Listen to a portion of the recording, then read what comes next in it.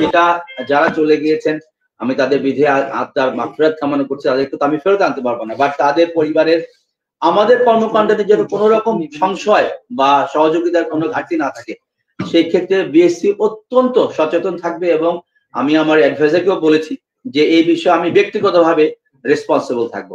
এবং আপনাদের কাছে অলসো আমি ওয়াদাবদ্ধ হলাম যে আমার যে লোকগুলোর ক্ষতি হয়েছে, যাদের পরিবারের ক্ষতি হয়েছে, অপূরণীয় ক্ষতি, তাদের পাশে আমরা সবসময় থাকবো এবং বিএসসি সবসময় সহযোগিতা প্রদান করে আসবে। আজকে যে ঘটনা ঘটেছে এটা একটা আউটলাইন বিবরণ আপনাদের দিলাম।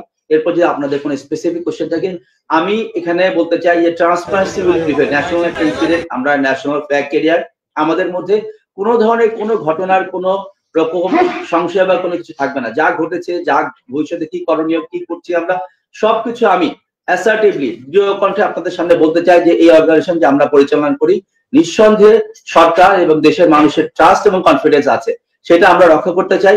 দুর্ঘটনা ঘটতে পারে বা দুর্ঘটনার সময় এবং দুর্ঘটনার পরবর্তীতে আমরা কিভাবে এক্সিবিট করেছি, কিভাবে অ্যাকশন নিয়েছি, সেটা ভেরি ইম্পর্টেন্ট। সেই প্রত্যয়, সেই অঙ্গীকার রেখে আমি আপনাদের সামনে উপস্থিত হয়েছি। এখন floor is open to you. কথা আসছে যে জাহাজটার মেয়াদ ছিল কিনা, যদি মেয়াদ না থাকে তাহলে কিভাবে চলাফেরা শিপে। অ্যাকচুয়ালি নরমালি যে কোনো জাহাজের আমরা শেলফ লাইফ একটা জেনারেল সেটা নির্ধারণ করি। মনে করেন যে একটা ট্যাঙ্কার, একটা কার্গো, একটা ভেসেল, এই জাহাজগুলোর সাধারণত 25 বছর, 20 থেকে 25 বছর শেলফ লাইফ। এটা জাহাজ বয়সে 36 বছর। এখন একটা গাড়ি, আপনারা যখন একটা গাড়ি চালান, গাড়ির শেলফ লাইফ কিভাবে নির্ধারণ করেন? এটা যতক্ষণ না ইকোনমিক্যালি ভায়াবল থাকে, যখন নন ভায়াবল হয়, যেটা আমরা বলি বিআর, বিয়ন্ড ইকোনমিক রিপেয়ার, যতক্ষণ মেনটেন করা যায়। এখন আপনাদের আমার বক্তৃতার মধ্যেও বলেছি যে এটা আমরা অনেক আগে হয়তো ডিসপোজ অফ করে ফেলতাম, কিন্তু জাতীয় স্বার্থে। আবার আমি দুইটা জাহাজ নতুন কিনে নিয়ে আসলে যদি স্পেন প্রজেক্ট শুরু হয়ে যায় তাহলে টোটাল লস হয়ে যাবে, আমাদের শত শত কোটি টাকা আমাদের ওয়েস্টেজ হবে। এই কারণে আমি ওই 5টা জাহাজের পিছনে মেইনটেনেন্সের ক্ষেত্রে যত এফোর্ট না দেই, তার থেকে অনেক বেশি এফোর্ট। তার কয়েকটা নমুনা আপনাকে বলি। জাহাজের ডকিং ডিউ না হওয়া সত্ত্বেও শুধু তাদের এফিসিয়েন্সি রিগেইন করার জন্য আমি জাহাজ দুইটা ডকিং করেছি, আর একটা ডকিং সামনে প্ল্যান করেছি। সমস্ত স্পেয়ার মেশিনারি রিপ্লেস করার শেষ, যখন যেটা প্রবলেম হয় আমার এসআরটি ডিপার্টমেন্ট তার বড় একটা সময় ব্যয় করে জ্যোতি সরোবরের পিছনে। এবং জাহাজের আপনারা জানেন, যারা মেশিনারি কাজ করেন, জাহাজের ইঞ্জিনের হার্ট হচ্ছে ক্র্যাঙ্কশ্যাফট, যেটা প্রায় 3-4 কোটি টাকা এক একটা ক্র্যাঙ্কশ্যাফটের দাম। সেটাও চেঞ্জ করার জন্য আমি টেন্ডারও করে ফেলছি, টেন্ডার এভ্যালুয়েশন ইন প্রোগ্রেস। এই জাহাজটাকে পরিচালনা করার জন্য বাংলাদেশ শিপিং কর্পোরেশন যা করা তাই করেছে। বাট এই দুর্ঘটনার সাথে আপনি দুটা মিশাবেন না।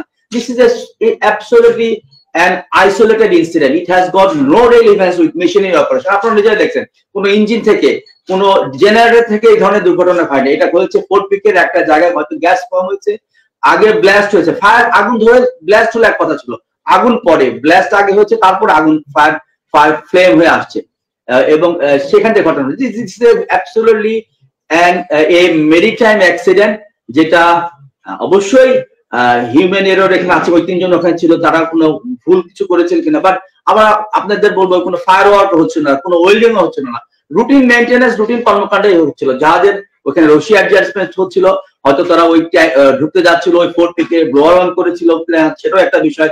এগুলো ইনভেস্টিগেশন টিম ফর্ম করা হয়েছে, তারা বের করবেন এবং ভবিষ্যতে অনুরূপ ঘটনা রোধ করবে।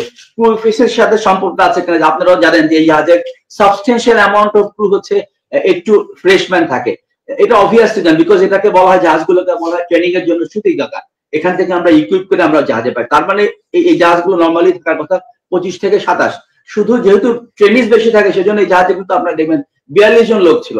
বিএসসি তাদের ম্যানেজমেন্টের মাধ্যমে যতটুকু যা করণীয়, যেমন যে কথাটা আসলে শেলফ লাইফ যতক্ষণ না এটা ইকোনমিক্যালি নন ভায়াবল হচ্ছে ততক্ষণ আমরা পরিচালনা করা বদ্ধপরিকর। দ্য মোমেন্ট এসপিএম প্রজেক্ট শুরু হয়ে যাবে, অবশ্যই এই জাহাজ দুটো তখন আমরা ডিসপোজ অফ করে দেব। সেই কারণে ওই 5টা জাহাজের পিছনে যতটা এফোর্ট না দেয়, এই 2টা জাহাজের পিছনে সবসময় আমরা ভেরি কনসার্ন এবং এটা মেইনটেনেন্সের পিছনে আমরা সবচেয়ে সর্বোচ্চ সময় এবং আমাদের অর্থ ব্যয় করছি। আচ্ছা, আমরা জানি যে বাংলাদেশের পেট্রোলিয়াম খাতের ম্যাক্সিমাম ক্রুড অয়েল গুলো বাংলাদেশ শিপিং কর্পোরেশন ক্যারি করে থাকে এবং বাংলার জ্যোতি ছাড়া আরেকটা মনে হয় অয়েল ট্যাঙ্কার আছে আপনাদের। এই মুহূর্তে এই জাহাজটার ফিজিক্যাল কন্ডিশন কোন অবস্থায় আছে? ভবিষ্যতে আমাদের পেট্রোলিয়াম খাতে কোনো সংকট দেখা দিবে কিনা পরিবহন খাতে, যেহেতু এই জাহাজটি এখনই তো আর কার্যক্ষমতায় আসবে কিনা আমরা জানি না। এই ব্যাপারে আসলে বাংলাদেশ শিপিং কর্পোরেশনের কোনো পরিকল্পনা আছে কিনা? এবং সঠিক, খুবই সুন্দর প্রশ্ন, because this is a national issue. আপনারা জানেন যে বাংলাদেশ সরকার lakh sometime 14 lakh ton crude oil আমদানি করে। এটা টোটালটা আমদানি করে হচ্ছে বাংলাদেশ শিপিং কর্পোরেশন আমাদের ফ্ল্যাগ ভেসেল প্রোটেকশন আইনের আওতায়। এটা টোটাল সি পার্টটা, দ্যাট ইজ মাদার ভেসেল দিয়ে আমদানি করার পার্টটাও আমরা দেখি, আর এই লাইটারিং এর কাজটা আমরা করি। লাইটারিং কাজটা আমাদের নিজস্ব অ্যাসেট দিয়ে করি। সৌরভ জ্যোতি 1987 সনের থেকে বাংলাদেশ শিপিং কর্পোরেশনের সার্ভিসে আছে। এখন এটা করার জন্য এখন যে দুর্ঘটনা ঘটলো লাস্ট কিছুদিন আগে, আমাদের এই জাহাজ আছে দুইটা, সৌরভ জ্যোতি। সৌরভের কিছুদিন ইঞ্জিনের কিছু সমস্যা হওয়ার কারণে আমরা ইভেন এমনও করেছি যে ট্রাক দিয়ে অপারেশন করছি। ট্রাক মাদার ভেসেলের কাছে নিয়ে গেছে, কার্গো লোড করেছে, আবার রিফাইনারিতে নিয়ে আসছে। আমরা ন্যাশনাল এই পরিবহন বা এই পরিচালন রক্ষা করার জন্য আমরা এত কমিটেড ছিলাম যে প্রায় প্রতিদিন 10 লক্ষ টাকা খরচ করে একটা ট্রাক ব্যবহার করে 24 ঘন্টা ব্যবহার করে আমরা এই অপারেশন করেছি। তো সেই কারণে মাদার ভেসেল গুলো যে টাইম লাইন থাকে, যে লেক আমরা লেকিন বলি, এটা যদি ঠিক মতো মেনটেন না করা হয় পার ডে আমাদের একটা বড় ড্যামারেজ দিতে হয়।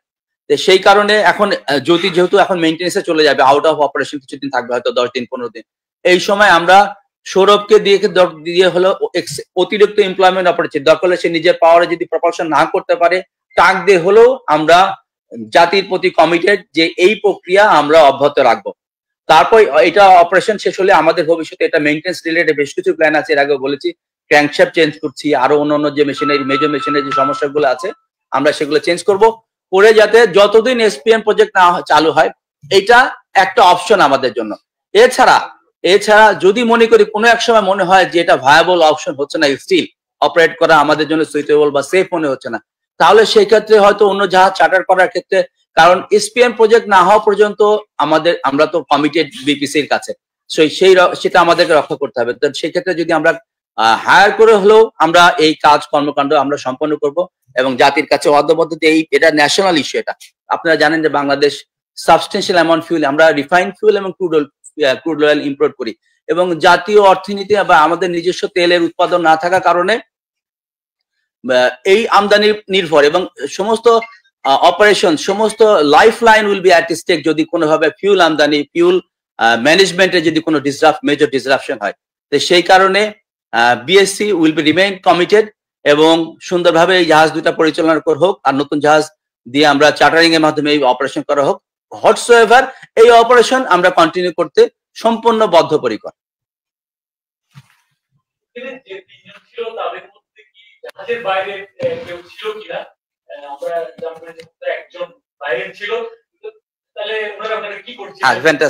আমাদের প্রথমে বলি, আমাদের প্রত্যেক ক্রু লিস্ট, এখানে অনুমোদিত ব্যক্তির ঢোকার কোনো সুযোগ নাই।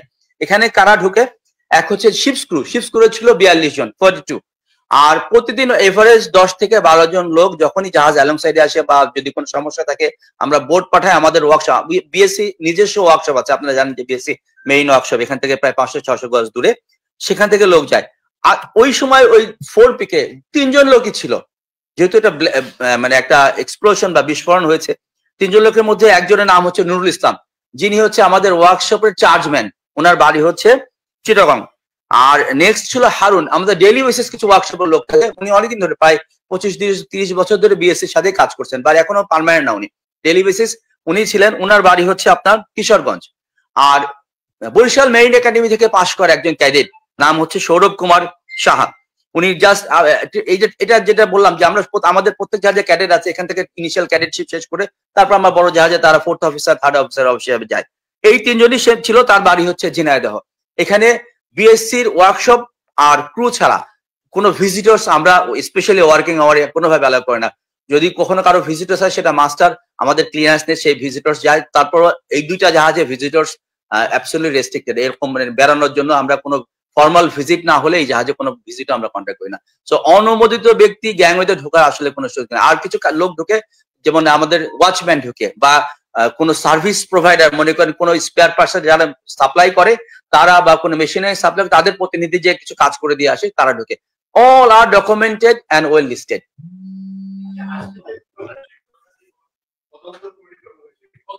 সঠিক, আমি এর আগে প্রথমেই বলেছিলাম 2টা তদন্ত কমিটি আমরাই গঠন করেছি। একটা তো বিপিসি করেছি, আমরা করেছি, আমার টেকনিক্যাল ডিরেক্টর যিনি আছে ওনাকে আহ্বায়ক বা সভাপতি করে একটা করেছি 7 সদস্যের, যেখানে আমরা একজন বিপিসির এবং একজন ইস্টার্ন রিফাইনারির প্রতিনিধি নিয়েছি এবং আমাদের যে মেম্বার সেক্রেটারি আছে, এটা এর দ্বারা এই দুর্ঘটনার কারণ অনুসন্ধান, তারপর কি কি হয়েছিল, তারপর কোথাও কোনো কারো ইন্ডিভিজুয়াল গাফিলতি আছে কিনা, এবং ভবিষ্যতে মোস্ট ইম্পর্টেন্টলি ভবিষ্যতে অনুরূপ ঘটনা রোধকল্পে কি করণীয় সম্পূর্ণ একটা তাদের টার্মস অফ রেফারেন্স দেওয়া হয়েছে। আরেকটা কমিটি ফর্ম করেছি আমার ওয়ার্কশপের একজন অফিসারকে, একজন ডিজিএম কে প্রধান করে। সেটা হচ্ছে যে 3 জন আমাদের আজকে মারা গিয়েছেন তাদের সমস্ত প্রক্রিয়া, অন্ত্যেষ্টি প্রক্রিয়া, ফিউনারাল সেরিমনি থেকে শুরু করে তাদের ফ্যামিলির কাছে হ্যান্ড ওভার, তারপর তাদের লাস্ট সেরিমনি, দেন তাদের হচ্ছে ক্ষয়ক্ষতি নিরূপণ পরিমাণ, তারপর হচ্ছে কি ভবিষ্যতে কিভাবে তাদেরকে ফাইন্যান্সিয়াল সাপোর্ট দেওয়া হবে। ফাইন্যান্সিয়াল সাপোর্টের 2টা সেগমেন্ট থাকবে, একটা থাকবে যা আমাদের যেহেতু এটা ইন্স্যুরেন্স করা ছিল সেই অ্যাসপেক্টটা লিগ্যাল ফ্রেমওয়ার্ক থাকবে, এবং আমি আপনাদের প্রতি আপনাদেরকে জানিয়ে দিচ্ছি আমরা বাংলাদেশ শিপিং কর্পোরেশন পক্ষ থেকে থাকবে, এবং এই বিষয়ে আমরা অত্যন্ত সচেতন থাকবো এবং আপনারা এটা একটু ট্র্যাক করবেন, দেখবেন যে এখানে কোন রকম কোনো সমস্যা যদি থাকবেন আমাদের দৃষ্টি আকর্ষণ করবেন। আমি যে ঘটনা ঘটেছে তার মধ্যে আমি প্রায়োরিটাইজ করি এই 3 জন ব্যক্তিদের পরিবারকে যথেষ্ট আর্থিক সহায়তার ব্যাপারে বিএসসি অত্যন্ত সচেতন এবং অদাবদ্ধ থাকবে। এটা অলরেডি ইন দা প্রসেস। আমরা পোস্টমর্টমে গেছি, পোস্টমর্টম থেকে আমরা বডি পেলে আমরা আমাদের নিজস্ব ব্যবস্থাপনায় একদম তাদের বাসা পর্যন্ত হ্যান্ড ওভার করে ফিউনারাল সেরিমনি সম্পন্ন করে আমরা ফেজ 1টা কমপ্লিট করব। তারপর শুরু হবে যে লিগ্যাল ফ্রেমওয়ার্ক আন্ডারে তারা কি কি সাপোর্ট পাবে।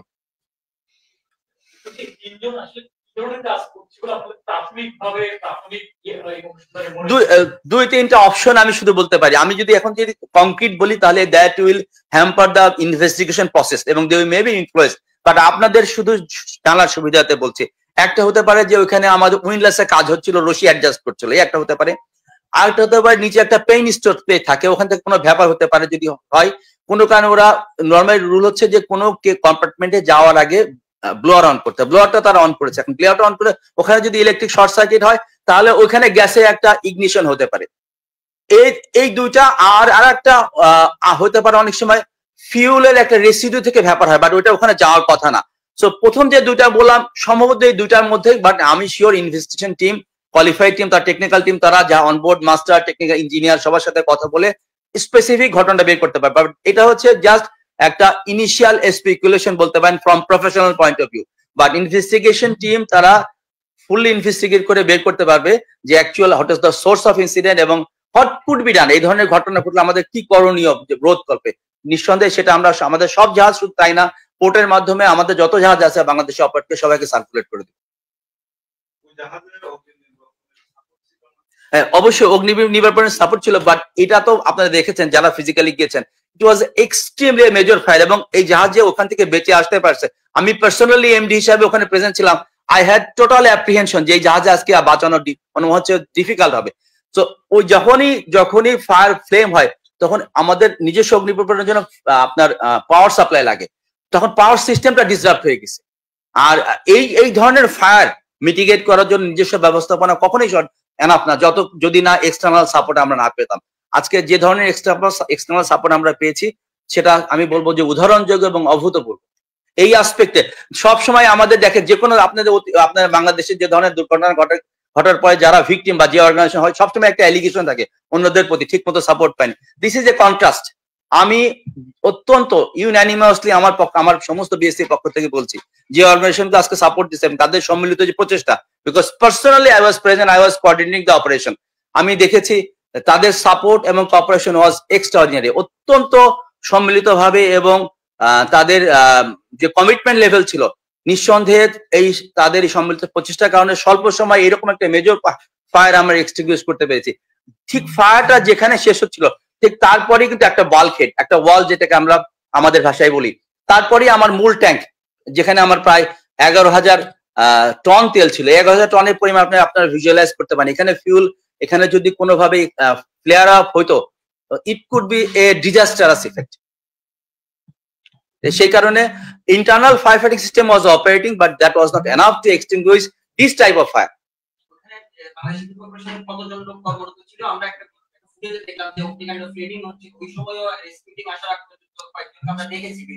ইভেন মাস্টার ওয়াজ দ্য, আমি এটা তো জাহাজের একটা বেসিক সিস্টেম, এটা অতীতকাল থেকে হয়ে আসতেছে। এটা মাস্টাররা সবসময় মনে করে জাহাজকে নিজেদের সন্তানের মতো মনে করে, তারা কখনো জাহাজ থেকে, এবং he was not interested come out, আমরা তাকে জোর করে নিয়ে আসছি। He was the last man. এবং আপনারা যদি ফুটেজ দেখেন যে জাহাজ সবাই ইভেন অ্যাবান্ডনশিপ করাও হয়েছে, তারপরে ও পিছনে দাঁড়ায় ছিল।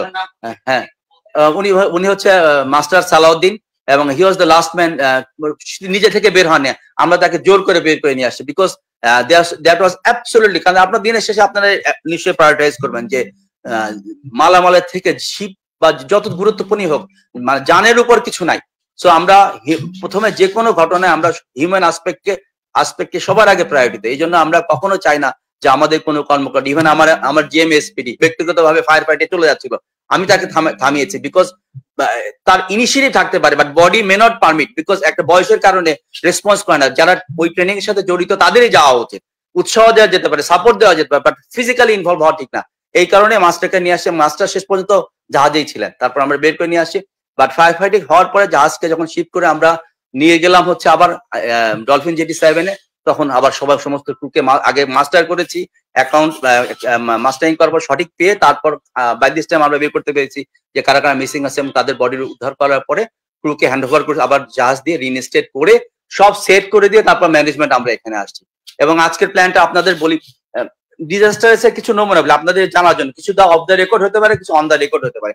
এই জাহাজটা আমরা ধারণা করছিলাম সময় যদি একগ্রাউন্ড হয়ে যেত, আর আপনারা জানেন ঠিক ওই সময় লো ওয়াটার শুরু হয়েছে, 6 ঘন্টা ধরে লো ওয়াটার, লাস্ট আওয়ারে দেখা গেল যে পরিমাণ তেল আছে, that could B A crack হলে দেখা গেল যে অগ্নিকাণ্ডে যে ক্ষতি হয় নাই তার থেকে বেশি হয়ে যাচ্ছে জাহাজ ক্র্যাকের কারণে সব তেল বের হয়ে যাওয়ার জন্য। সেই জন্য উই আর ভেরি কনসার্ন যে এই টাইট থাকা অবস্থায় জাহাজ থেকে যদি টেনে আমরা আমাদের ডলফিন জেটিতে, এই ক্রস কথা বলো না তো, ডলফিন জেটিতে নিয়ে যেতে পারি। এবং উই আর ভেরি কনসার্ন, সেই জন্য জাহাজ আমরা 2টা টাক দিয়ে টান দিয়ে দেখলাম যে একগ্রাউন্ড হয় নাই, জাহাজটা সুন্দর বের হয়ে আসলো। পোর্টের সাপোর্ট নিয়ে আমরা ওইখানে নিয়ে গেলাম, নেওয়ার পরে আমরা প্রথমে আমরা ইন্সপেকশন করেছি কম্পার্টমেন্ট, ওই কম্পার্টমেন্টে যে ওখানে ধরুন গ্যাস আছে কিনা, যখন দেখেছি গ্যাস পিনে, এখন আমরা সমস্ত ম্যাটেরিয়াল বের করে নিয়ে আসছি। আমরা এরপর ওই জায়গাটাকে ইলেকট্রিক্যালি আইসোলেটেড করে আমরা আজকে অথবা কালকে প্রথমে কার্গো গুলো আগে ডিসচার্জ করবো।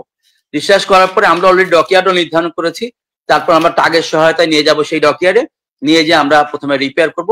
তারপর মিনহোয়াইল ম্যানেজমেন্ট উইল টেক ডিসিশন যে ভবিষ্যতে আমরা এই অপারেশন, এই অ্যাসেট দিয়ে, যদি আমরা এই অ্যাসেট দিয়ে করি, আমি আপনাদের মানে কথা দিচ্ছি এই জাহাজ দুটার পেছনে লাস্ট 2 মাস ধরে আমরা এটা কাজ করছিলাম।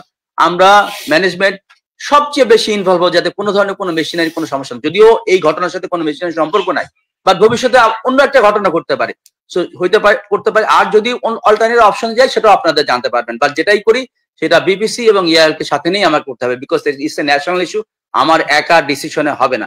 So but